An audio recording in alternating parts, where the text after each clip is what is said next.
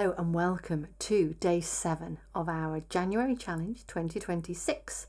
We are looking at a new section today, although as you listen to it, I think you will notice some similarity melody-wise. But big feel, different feel here. Lots of rolled chords. And notice how we start forte, then we have fortissimo, then mezzo forte, then mezzo piano, then mezzo forte, then forte, and then dying away. Not dying away. Decrescendoing to mezzo piano. So let's have a listen to it first. We've got an upbeat G and my thumb is going to be ready on the C, but I'll just play it for you first of all. It sounds like this.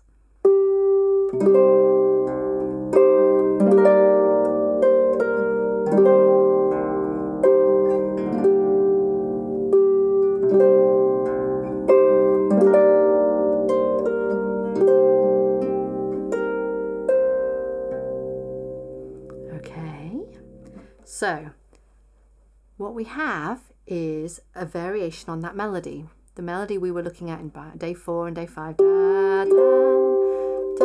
da, da, da. That's there, but we have it as rolled. And then instead of going da, da, da, da, and moving on, we got da, da, da. Then we have that same.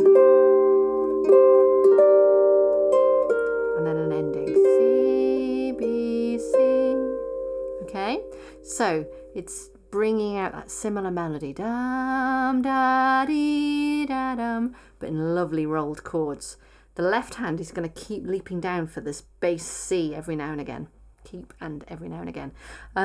So we have a C shape, C, G, C. So again, think about how you open the hand up for that. Thumb onto the C, open it up. Left finger 2 just fall onto that G bass. Okay, then we have a G triad. Well, let's think of it from the thumb being one above the red and opening up my triad from there. Okay, let's just try that. So we're doing the left hand, these first 2 bars, bar 33 and 34. So opening up the C octave and a fifth, and then bass C, and then up to this triad. It's a G triad. But think of it from that thumb opening down rather than curling into it or sort of carving into it. Okay, so C shape, forte, and then fortissimo when we get to that triad. Okay, here we go. 1, 2, 3, left bass, and so there's that slight breath to get ready for the second bar. Let's go again. Ready, 1, 2, 3. And loud, real strength in that one. Okay, that is underneath G, and then a C chord shape, so E, G with my thumb on the C at the top. Yeah, so if I'd stuck my finger 4 on, I'd have the full arpeggio there. But it's just the top 3 notes of arpeggio. So da, da, da, and then a G triad, just as the left hand's doing 1. And then I've got that CB. Okay, slight option there about whether we do 1, 2 or whether we do 2, 3. I'm actually feeling more like I might want to do a 2, 3 there so that I don't keep blaring out this C, because that's on a passing note, that quaver getting us to the B. Da dum. So I might go da ta-dum, ta-dum, ta-dum, 2, 3. I quite like that. I'm going to write it in as something to consider. And then on that note, I'm going to think about it all the way back in bar 19. Might just put a question mark by it. And in bar 26. But even if you hadn't done it there and you're not going to be able to put that in now we've gone this far, Mary, come on, then that's okay. But maybe consider it here where we've got these rolled chords. Oh, hello, here we go. Bass C. Just keeping that nice timbre to it really, so nothing's blaring out other than the top. We've got our lovely rolled note from there and we're really focusing on our thumb and finishing our thumb there. Okay, right, let's put that together.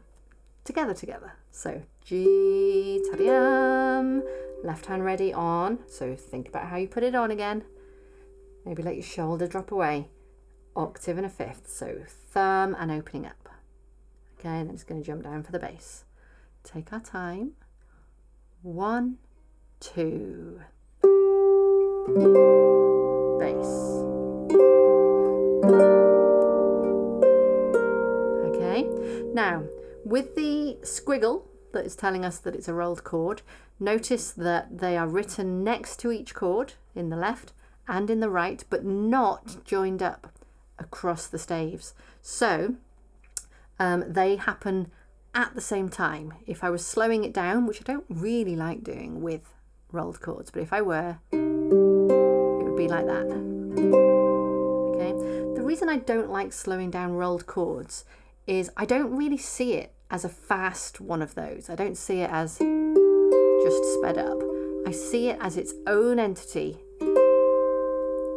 that if I can't play fast enough when I'm thinking of it as 3 separate notes to do a roll. But ta-da-yum and that ta-da-yum, it really works. And aiming for that top note, aiming for that thumb. Okay, so we've done those first couple of bars. Then we're back to the same shape. And the left hand's copying it this time, so it's not the octave this time, it's the same note. C, opening up to either side of the black, reaching down to the bass, same chord. And then we're moving that same shape down, thumb onto the G, that's one above the black, fingers 2 and 3 either side of the red, and my left hand is copying that an octave lower. And again, though, at the same time, we've gone down to mezzo piano by here. Okay, so if I put those 4 bars together, so we've got the C chord, bass C, then we go into the G chord in the second bar, and it would be double F, really loud. I'm playing quietly right now as I work it through. Then I've got this C in both hands, opening up either side of the black, got a ta-da-yum in both hands, bass C again, same chord in the top, down to thumb on the G, opening up either side of the red and doing a ta-da-yum there.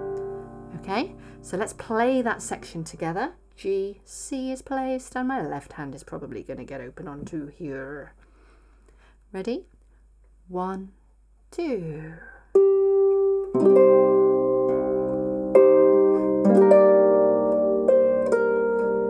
Getting a little bit quieter each bar. Good job. Next 2 bars are the same as they were at the beginning of this phrase. Just getting a bit louder each time. Okay, so that's there. Next bar, very similar to the 3rd bar of the phrase, because our right hand is on a C either side of the black. Left hand, however, has gone back to the octave C shape with the 5th, so C, G, C, one of those, and they're spaced out. So we go 4, 2, 1. So we go da, ta, di, I'm only slowing it down like that so that you know what's landing with what. Ta-di-yum. On the our left hand starts. Ta-di-yum. Okay, and then to finish our phrase we've got a B, C, and I want to do these really beautifully with 3 and 2. B, C. We did this back in bar 20 going into 21 where we had the G, A. We're doing that here. 3, 2. We've at the mezzo piano there, it's the quietest that line has got. We don't want to be blaring out with, especially when we've just been doing rolled chords and our thumb has been especially strong for us. So 3, 2, and left hand is again, it's anchored around this C chord all the way down to the base of your harp, octave C placed, and you play 4, 1. Okay, so if I do the last, let me see, the last 4 bars of this with that little upbeat, so it's a G upbeat into a mezzo forte chord. This is bar 33, 4, 5, 6, 37. Okay, the last 4 bars with the upbeat.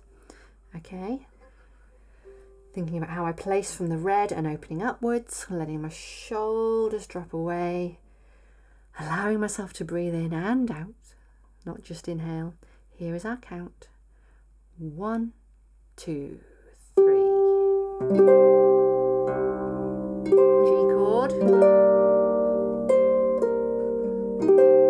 3-2 to finish. Yeah, definitely worth writing that 3-2 in. I'm going to write it on my part as well. So I've done my lovely rolled chord and those last 2 notes in the right hand, 3-2, really, really rich, really beautiful. Thank you so much. Join me on the play along video to pull that all together. Keep thinking about those dynamics, keep thinking about breathing and letting yourself be in your most at peace state as you do it. Think about that heron standing there by that pond or that body of water. All right, I'll see you on the play along. Keep it up though. Well done.